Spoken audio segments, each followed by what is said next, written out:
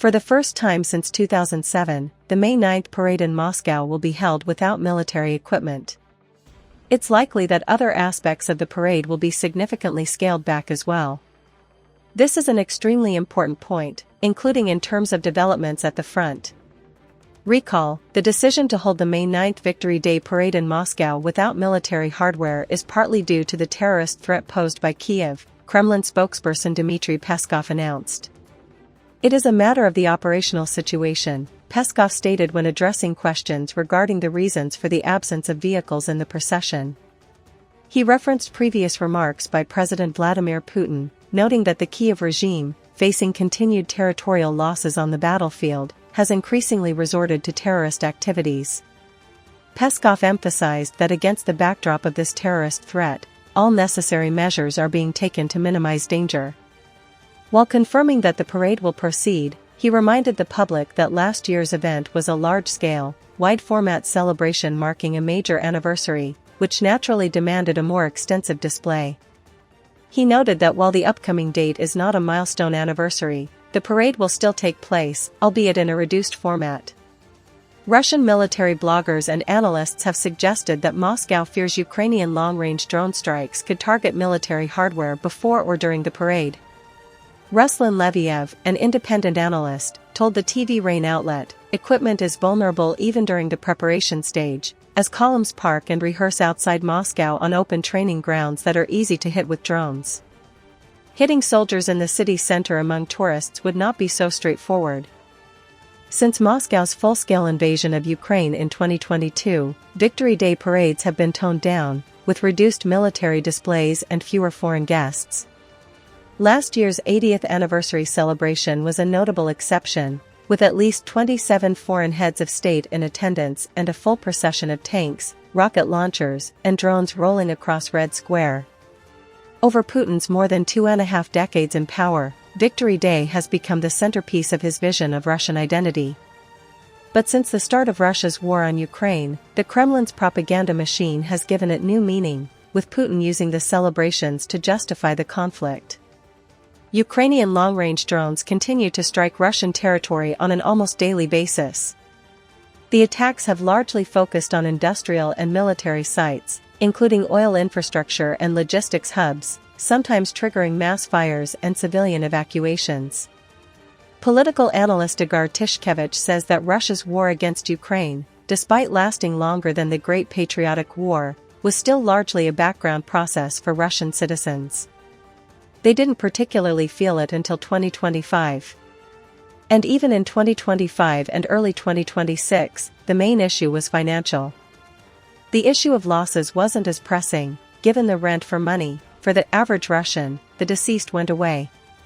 And funeral payments were made on time, lifting families to a higher income level. For many, it wasn't for long, but it was still there. Attempts to achieve a quick conclusion, capitalizing on Trump's pro-Russian activism and his motivation to develop relations with Moscow, have so far been fruitless. And if the war fails to be concluded along the American track, the next framework will be created not only by the US, but also by the EU and China. It's not guaranteed that this framework will be entirely acceptable to Russia, but China's participation will force an agreement. The Gulf War gave the Kremlin an extra 3 to 4 months. The first meeting between Trump and Xi will take place in mid-May, not April 1st to 4th as planned. Moreover, the key issue on the global agenda for them today is Iran.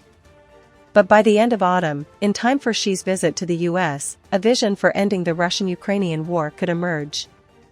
That is, Putin has until, say, November, to demonstrate his successes.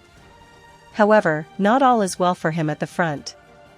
The Russian armed forces are advancing, but extremely slowly. This cannot be called a turning point in the war, much less a major success. There is no vision for how to achieve change other than increasing the number of people at the front.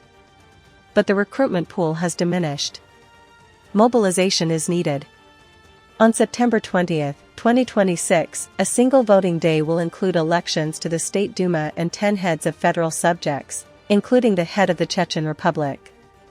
There will also be elections to legislative assemblies in 39 federal subjects, including the Moscow, Tyumen, Nizhny Novgorod, and Sverdlovsk regions, as well as St. Petersburg. In short, it will be the largest electoral campaign in the past 10 years.